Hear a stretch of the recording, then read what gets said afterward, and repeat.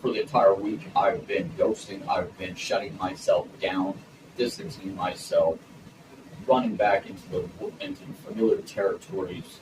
I've crossed that borderline again into the familiar darkness, into purgatory, the state of nothingness, the ether of emptiness. Everything that has been delivered to me, I'm running back into it. I'm embracing my former self, the aspect of myself that was darker in elements and always everything possible, and the macabre, the echoes in the silence, reverberating off the walls and reverberating throughout the desert in isolation, the sand dunes of time withering away into nothingness, and everything that I had to strive for. This is the one woman I absolutely loved with my entire being. Like, I was truly fucking happy. I was truly everything in my life.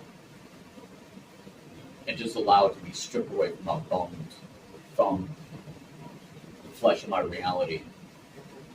Every crevice and every emptiness is now where I reside. I split up and divided my soul into millions of different sections, into this realm of my own heart, and I traveled into the cliff off the Sephiroth tree once again, and submerging from a tree of death and a tree of life back in a tree of death.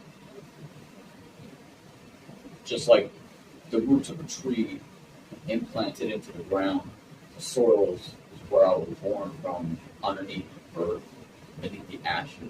Beneath the ashes, I find a renewal and awakening within myself, and I'm this cliphotic tree of life is the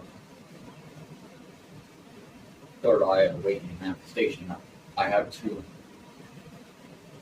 find that nutrients within that water supplements and that the vitamins that is provided by the sun and that light of hope. And I brought myself, resurrected myself. I resuscitated the lungs and air back into my life, back into my physical body and my mortality. And I've traveled, and I'm just desperately crawling through the dirt, like someone buried alive in a casket, just reaching for the everlasting, reaching for a light that surface. You bring yourself up to that light, that surface you brought yourself up to. And I brought myself up from this point in my life because I had to bring myself up to this light because of you.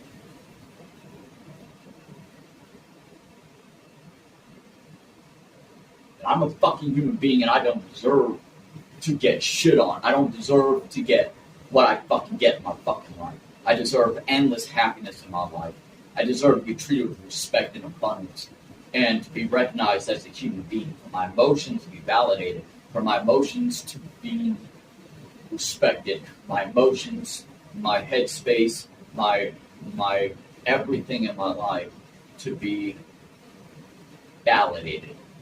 I do not wish to resent anyone in my life. All I want is a future, a life of peace and happiness and positive energy and positive everything. And if I can make amends with someone, I would absolutely love that. I have been making amends with people in my life. And I just want us to move past things, reconcile, making amends, apologizing to each other. Because I apologized 1,000 times. And